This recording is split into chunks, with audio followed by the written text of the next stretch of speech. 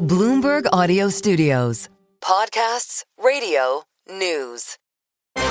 This is the business of sports. Sports are the greatest unscripted show on earth. The next generation of players who really grew up with tech and believe in tech. Your face is your ticket. Your face is your wallet. Your face is your access to a club. These are such iconic and important buildings for businesses, for fans. COVID was one of the best things that ever happened to golf. The NFL is a bulletproof business. Racing's unique because there is absolutely no reason why we can't compete with the guys. Come on, is pro pickleball real? Are people really going to tune into this?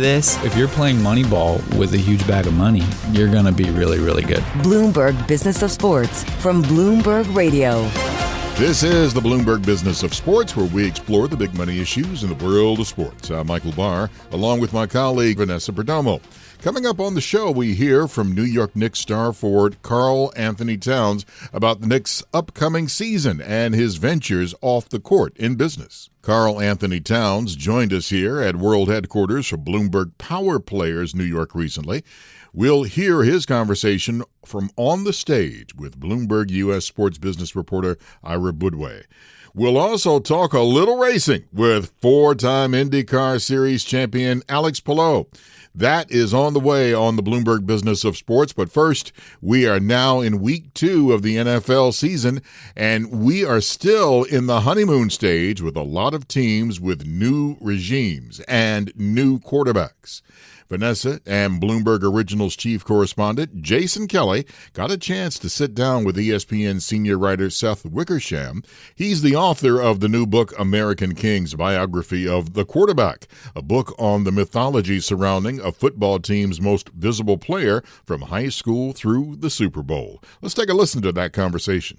I've covered the NFL for 25 years at ESPN, and if you cover the NFL for ESPN, you cover quarterbacks, and yet after all this time, I still felt like that there was a bigger story to tell about what it's like to live this very unique American life with these very unique responsibilities. And so what I tried to do was like a sunrise to sunset look at quarterbacking from high school to college to the NFL and, you know, finally what it's like to be a retired Hall of Famer. So those are my goals, and those are the things that I set out to do with it. You know, we're talking to you, obviously, you know, right as the NFL season is starting, and you've got a couple players who you profile in this book who were in the mix both at the college level and at the pro level, and I'm specifically thinking about Arch Manning and Caleb Williams. Mm-hmm. What is your takeaway about the state of football this season? What have you seen so far that is like reflected in the book or maybe advances the book even further?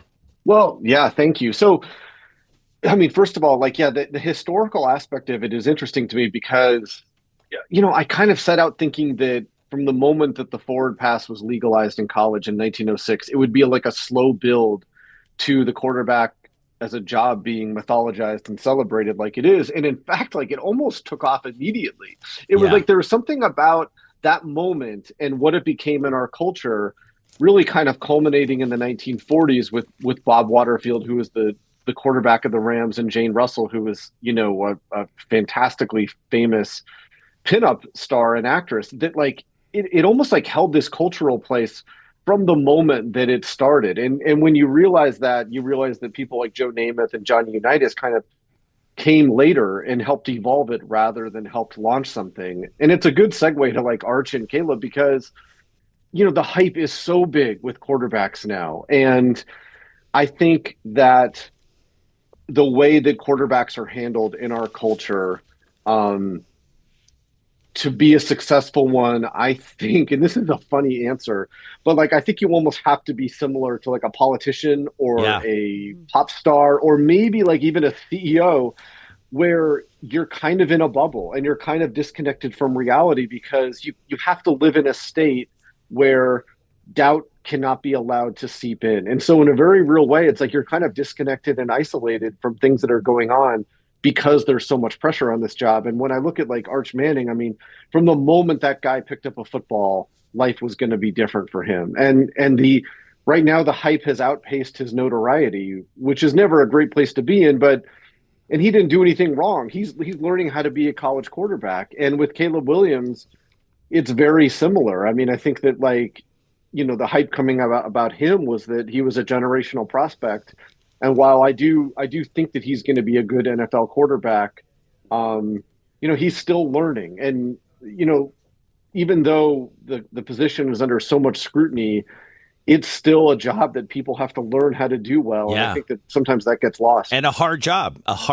It's hard. Yeah, totally. Yeah, I think one of the things for me that was most interesting, that it's like kind of a through line throughout the book, and while we're talking about it, it's the mentality behind the quarterback from all the different ways, right? It's the way they get treated from the time they're in the fifth grade and they pick up their first ball, to high school and they're the most popular kid in high school, to getting everything they want in college and being treated like, the big man on the campus.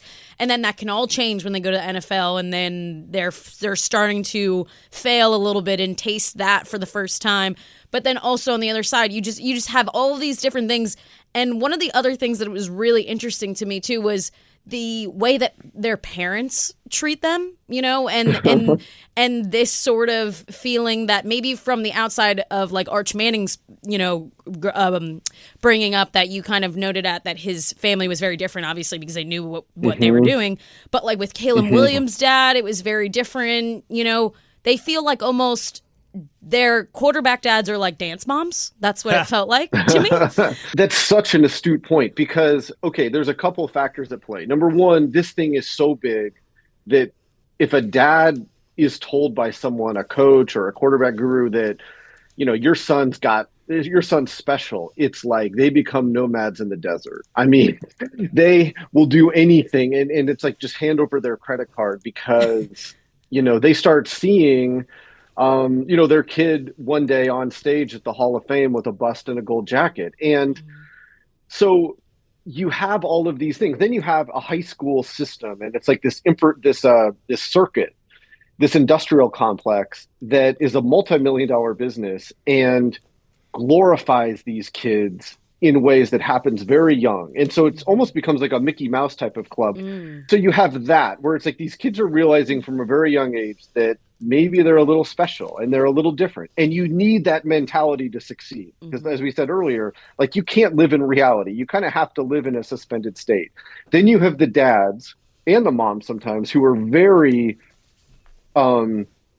very controlling and want to help navigate their kids through a very dangerous space, which is totally understandable. And then you have, where does that leave these guys if they're not one of the, look, there are 16,000 high school starting quarterbacks in America. 3 tops out of, every couple years end up making it to the Hall of Fame. So what if your kid just by natural selection isn't good enough? It creates an entire tension and complication to this job that I really try to explore in there, because, like, take this kid, Colin Hurley. He's at LSU right now. I wrote about him because he wanted to be the most precocious quarterback maybe that ever existed. I mean, he wanted to be on the fastest of the fast tracks. He wanted to be the youngest one to do everything. And he entered college at LSU, which is one of the best, football universities in the country, at age 16. But like, when he went to college at age 16, his dad was terrified of just a kid that age being in that setting. And, even though he kind of had gone along with it. And, last January, his son was in a horrible car accident and almost died, drove his Charger into a tree. And, I write about what it was like in the ICU, because I went and visited him like that night and was there for a couple of days. But it's like, it opens up all of these larger truths that happen to regular people, not just superstar quarterbacks, because of all of these dynamics.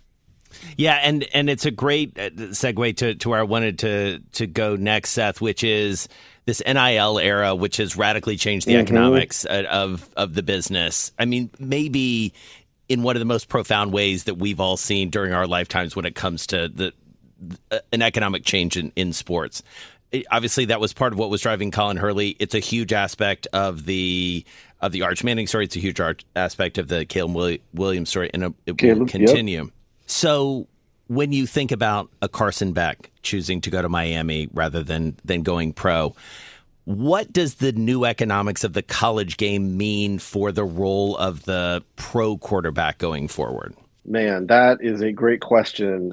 I think it is I think generally speaking, it's positive because I believe that American teenagers and college students were the only people in the world who were not allowed to cash in on their name, image, and likeness and be able to play the sport that they were so good at doing. I believe that was true. And it was because of these NCAA rules, which, were horrifically outdated, and so the college game, I think that the college game is kind of a mess right now because it's essentially pro football, which is what it's kind of been for a long time, but there's no structure.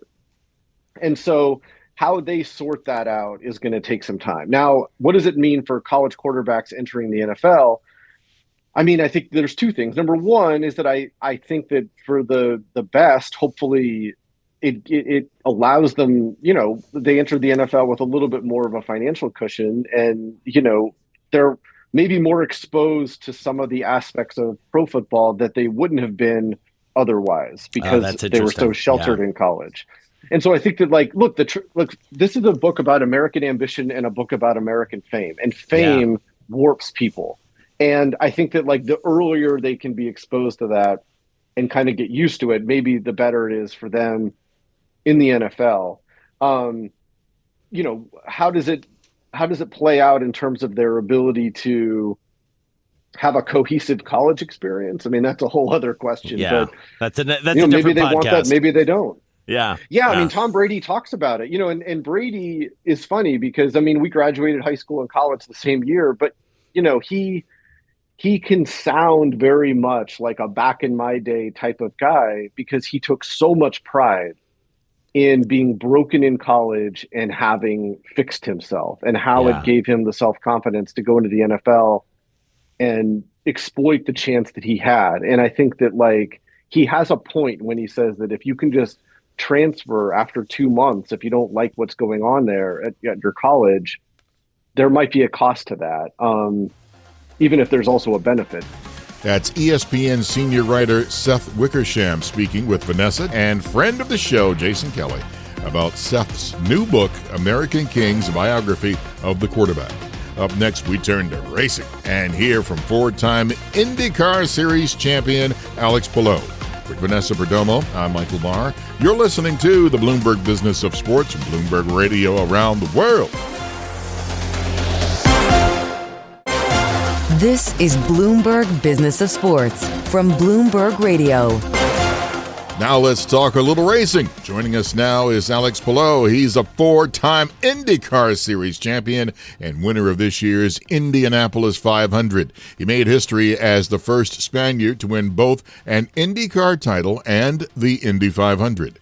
Alex, welcome to the Bloomberg Business of Sports. Thank you. Thank you so much for having me. Oh, my goodness. Let's put it this way. When you win 8 times on the circuit and you have 14 top fives and you beat your second place opponent in the standings to win the championship by almost 200 points, I think I see why you have 4 Indy titles and the last 3 you won in a row. Yeah, it's been incredible. Honestly, I cannot really believe it.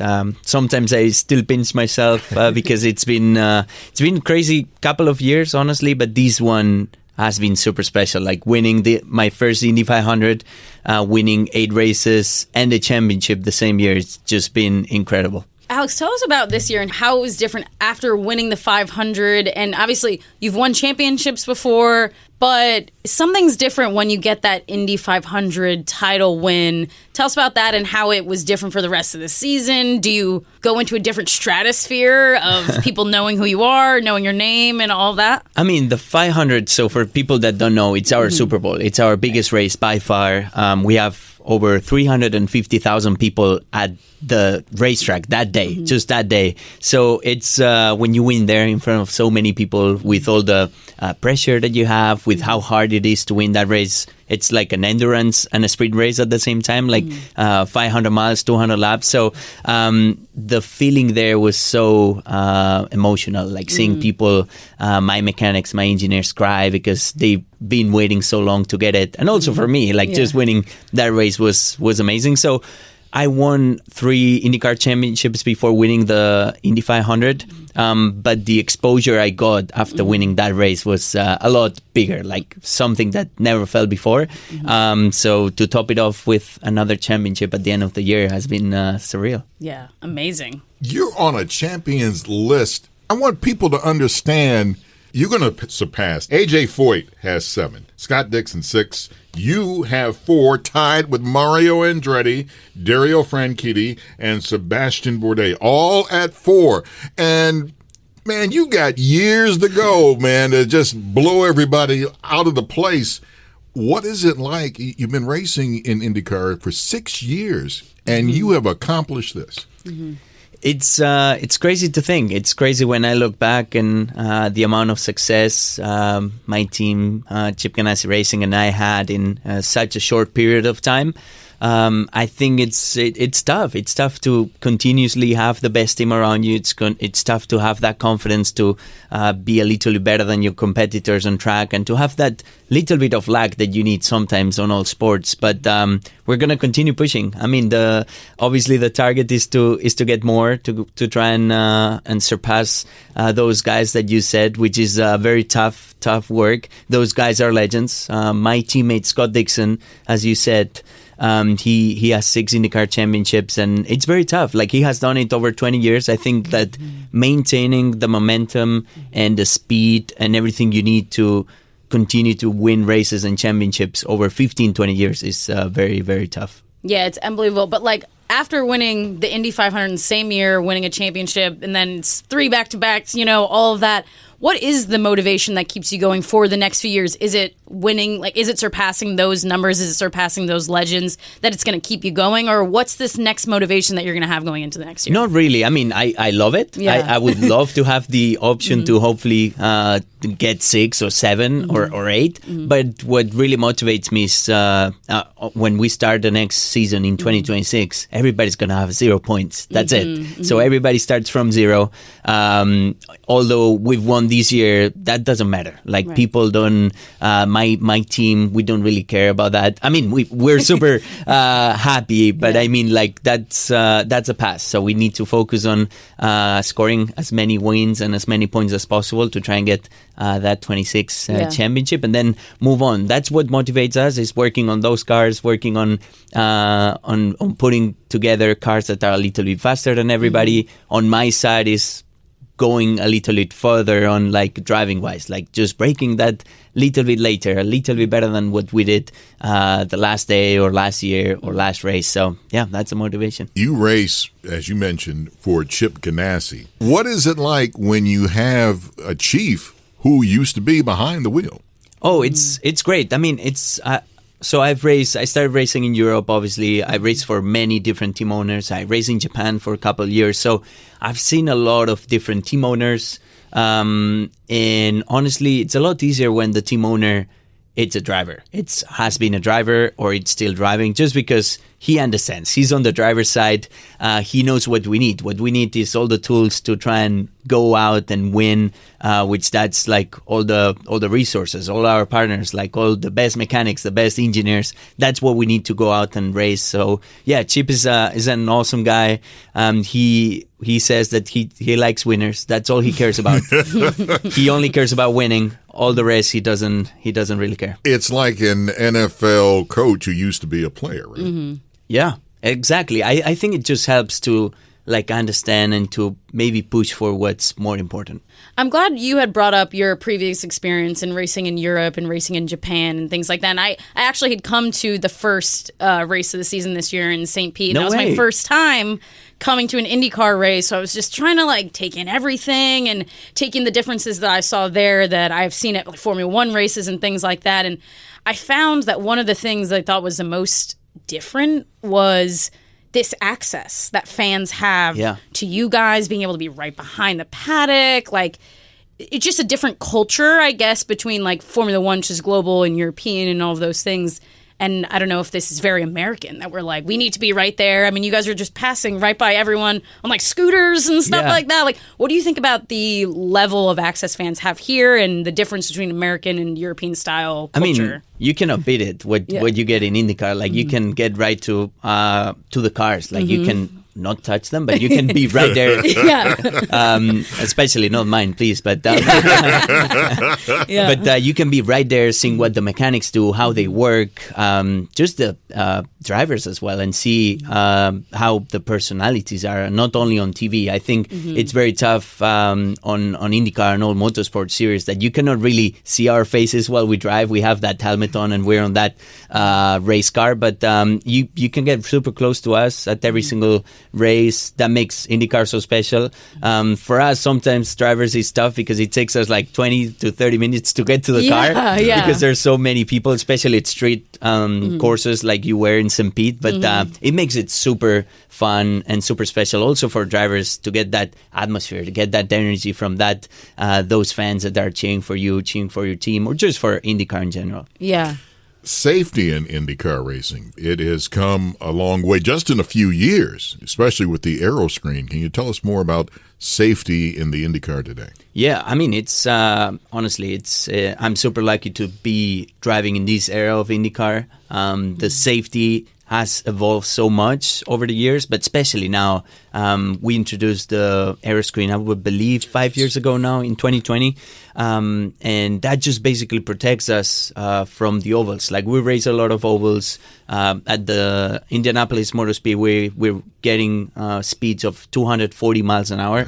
So when there's pieces from other cars and they fly towards you and you're going 240 miles an hour, that's dangerous. So getting the cars that we have now, the safety that we have now, allows us just to be safe and just to be secure and just to be ready for the next couple of races, even if something happens. Yeah, it feels like that. Can't believe it didn't exist before. Right? Yeah, now you look back at the other pictures and you're like, oh, there's something missing, right? Yeah. When it got introduced, everybody was the opposite. It was like, whoa, why do you put a screen on a car, on a single-seater car? But now it makes total sense. Yeah, yeah. One of the other things that you've seen in these last couple of years, it's being an IndyCar, that have changed the most for you. I mean, now there's a new broadcast partner with Fox. Has that brought a new viewership or anything like that? What are the biggest changes you've seen last year? So I entered IndyCar in 2020, and it was a bit bad timing, obviously, with COVID and so on. But what I've seen the past 2 years, I would say, it's just the young audience that we have, like very young people, men and women that are coming to a racetrack and just enjoying the races. We used to have the fans that have been following IndyCar or motorsport for a long time, like those 20, 30 years. But now we get a lot of young people, and I think it's just feeling like all those racetracks. You saw in St. Pete that it was a lot of people, a lot of energy, and everybody's just going there to have a great time, enjoy some racing, and just hang out with friends. My oldest son, and I'm proud to say, you think I'm a motorhead? My oldest son, I taught him well. He adores racing. He's a native Detroiter, so when you guys race in Detroit, he's always there. And I told him, I said, listen, Alex Blow, I'm going to talk to him. And he said, don't ask a stupid question. So in honor of that, how did the bricks taste, man, when you kissed him at the Indy 500? Well, you've done a very good job with your son. But honestly, that's one of the traditions that we get to do at the Indy 500 is you get the milk after winning to celebrate instead of champagne. And then you get to kiss the bricks on the front stretch. And honestly, I mean, they taste like dirt, obviously. That was what we had there. But one funny thing was that I was doing it with my wife and my daughter. I have a 20-month old daughter. Congrats. And thank you. And we told her, just kiss the bricks. And she was looking at us like, what? You've been telling me all the time not to touch the ground or take anything. Yeah, and now the outside is icky, and now I have to touch the bricks. But we have great pictures. Yeah, I love that. And you've talked about being a father kind of has changed your style of racing a little bit, the driver you are. Tell us a little bit about that. Yeah, I mean, it's been crazy to think that I'm a dad and that she's already like 20 months old, but it's changed my life completely. Like now I have to worry about somebody else, not just me. But the fact of just getting home after a hard day or just a long day or a bad race, whatever, and seeing her smile, she doesn't really care about what's going on. She only wants to play with you. She wants to have a great time with you, and she wants to be with you. And that's been the best thing that ever happened to me. And it's been pushing me to just work a little bit harder, to like push myself even more, and to try and chase those victories. Make her proud. Yeah. Our thanks to four-time IndyCar Series champion and Indy 500 winner Alex Palou for joining us. Up next, we hear from New York Knicks star forward Karl-Anthony Towns when he joined us here at Bloomberg World Headquarters for Power Players New York. For Vanessa Perdomo, I'm Michael Barr. You're listening to the Bloomberg Business of Sports and Bloomberg Radio around the world. This is Bloomberg Business of Sports from Bloomberg Radio. Thanks for joining us on the Bloomberg Business of Sports, where we explore the big money issues in the world of sports. I'm Michael Barr. Earlier this month, Bloomberg World Headquarters in New York hosted Power Players. It's an annual event bringing together some of the biggest players and executives in the sports world to talk about what's next in the industry. Our friend Jason Kelly is executive producer and always gets great names. New York Knicks star forward Karl-Anthony Towns was here, and he spoke with Bloomberg U.S. sports business reporter Ira Budway on stage about joining the Knicks, looking ahead to another big season, and some of what he's up to off the court. Let's listen in. So you've had 10 years or 9 years in Minnesota. Last fall, you come to the Knicks. Basketball-wise, how did that experience compare, your time with the Knicks last season? Two very good teams. No, I've been blessed to be in a situation where both teams found success, and to be part of the success of both organizations that haven't seen that type of success in so long is nothing short of a blessing. So to be in a situation now where you come from Minnesota, you come to New York, and then you see the Garden. You step in there and you feel yourself with the history of the game. Patrick Ewing, Bernard King, John Starks, you feel the history. And to be part of that history now it's something that as a child here, growing up in the tri-state in New Jersey, being a big Knicks fan growing up, it was a special moment. This coming season, you got a new coach. Last season, you're almost there. You're going to go all the way this year is, I think, what the crowd wants. I mean, the plan every year is to try to get all the way there. So everyone's ring chasing. So we're doing nothing that I think all the other 29 teams ain't saying the same thing. The East looks pretty open right now, I got to say. They said that last year, too. They said that last year, and I think the East proved itself to be worthy competition against the whole league. For a conference that was told to be weak in the standards of the NBA, we showed out, and the playoffs showed how competitive the East is, and also in the finals, we showed how great the East is as well. As you mentioned, this is kind of a homecoming as well for you. What is that like being back in the tri-state area? You grew up in Jersey. How many ticket requests are you dealing with on a nightly basis? You don't know. You could imagine everyone in here. It's up there. But it's a blessing, like I said, to be able to be back home, see my family. One of the biggest things for me when I got here was being able to have my grandmother actually see me play basketball. She doesn't get many chances to leave Jersey to see me play in Minnesota, so it's for it to be a car ride or a train ride over to MSG. It's special. It's special when you get to have that moment. Many times, I never thought in my career that I would have my grandmother at so many of my games, and for her to be able to not only see me play, but last year to see such a historical run by us And for her to be part of that moment and to feel the excitement and the love the fans have showed all of us on the team, it was special. It's also, I think, off the court, New York is a center of finance, media, fashion. Yeah. I wonder for you, has that opened doors? I mean, obviously, NBA All-Star, a lot of doors open anyway, but has there been any sort of new things you've done or new things you've pursued because you're in this New York market? Like you said, and being in the New York market opens up a lot of new doors. And for me to have so many different business ventures and to be able to meet so many new people and to be able to be educated more on different businesses, different ideas, and to be part of the culture every day. Not from a phone, not from a FaceTime, but to be actually here, part of the culture every single day of the business. It's been great for me as like you said, as a brand and also as a businessman. Has helped me find different ways to impact my family. That actually leads to my next question. I think the flip side of the New York market is the scrutiny. Everything is back page of the Post. You got Stephen A. Smith. You got social media. I think Stephen A. is not the only one. Yeah, exactly. But how have you managed that difference? I got to believe it's different than Minnesota. The level of scrutiny.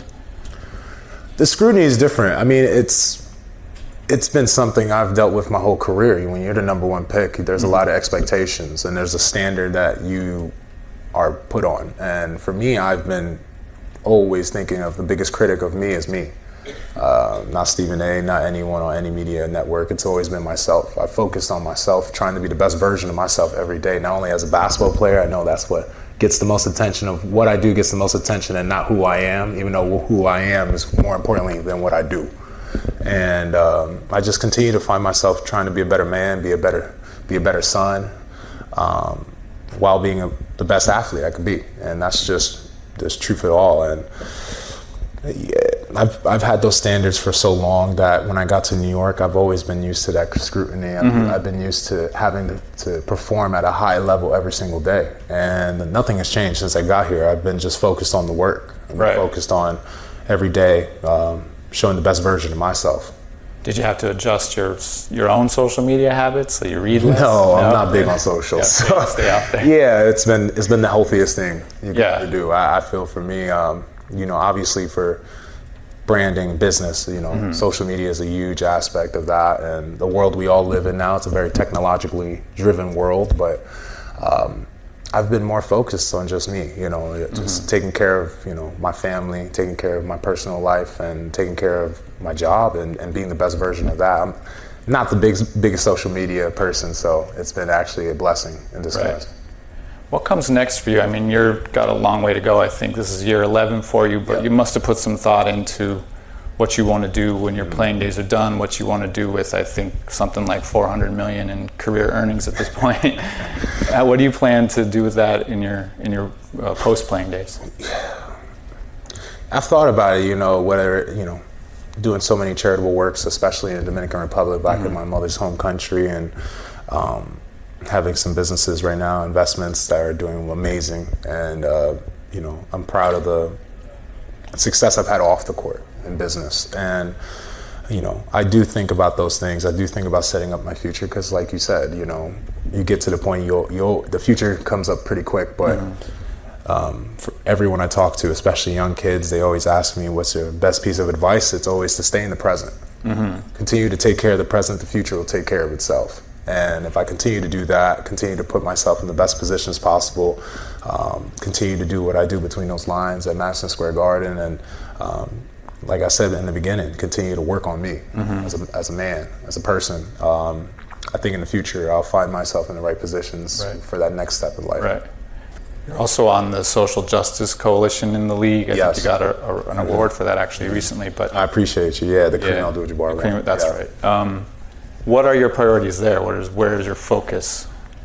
Inspire change, and I think in doing that you realize how immensely difficult it is to get something through Congress, but to be able to be part of the George Floyd Act and to be able to do so many things that I've been able to be a part of and to inspire change and affect change it's something that I could it's one of the most proudest moments I've had to be able to take care of not only because, with the vice president of BPA, you look to take care of the players, but to be able to take care of the country and men of color has been something special.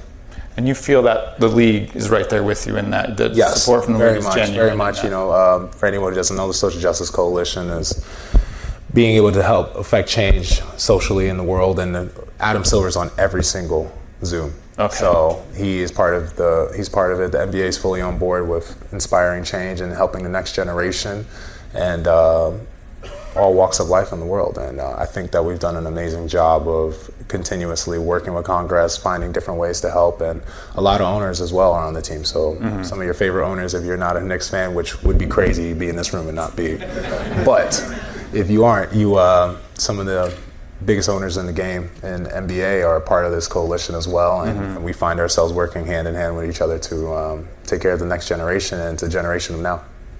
We mentioned the sort of new opportunities that might come with being in New York. Does it change the relationship with, you've been with Nike since you came in the league, yes. Gatorade, it's a long-standing relationship of yours.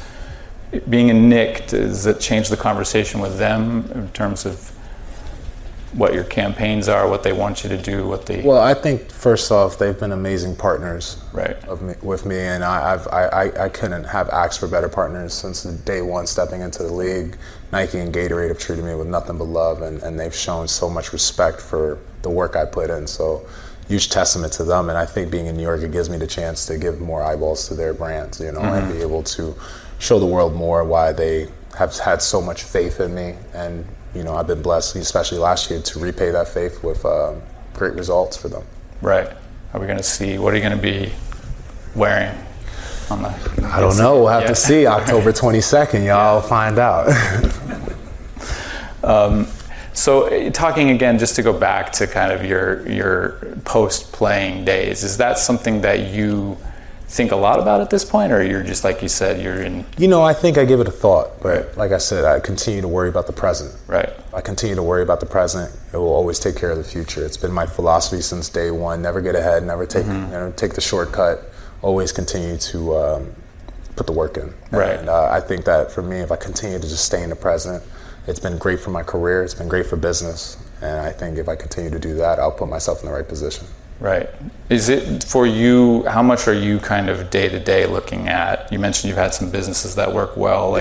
How much of that is is that mostly you stock that in the off season where you're putting? No, I think it's an all year thing. I think, business never stops, especially in New York. So it's just me. I'm just always continuing to find ways to, find that 1%. How can I get better? How can I level up today? How can I improve my family's life? And I think that for me, that never changes. Obviously the main focus is always basketball. Right. It's always going to be that. I put the time in. But if you want anything bad enough in life, you'll put the work in and you'll find time to make it happen. So that's all I've been doing. Just finding the time, being diligent and purposeful with my schedule and finding different ways I can find time to make everything happen in my life. That's Big Cat, New York Knicks all-star forward Karl-Anthony Towns on stage with Bloomberg U.S. sports business reporter Ira Budway from Bloomberg Power Players New York. If you want to hear more from Power Players, check out the Bloomberg Business of Sports podcast. One of our most recent editions has several conversations from the event, including with two-time WNBA champion and four-time Olympic gold medalist Sylvia Fowles and Aries Management co-founder and CEO Michael Barr. Check it out now wherever you get your podcast and subscribe so you never miss a new episode. And that does it for this edition of the Bloomberg Business of Sports. For my colleagues Damian, Sassower, and Vanessa Perdomo, I'm Michael Barr. Thanks for joining us. Tune in again next week for the latest on the stories moving big old money in the world of sports. You're listening to the Bloomberg Business of Sports, Bloomberg Radio around the world.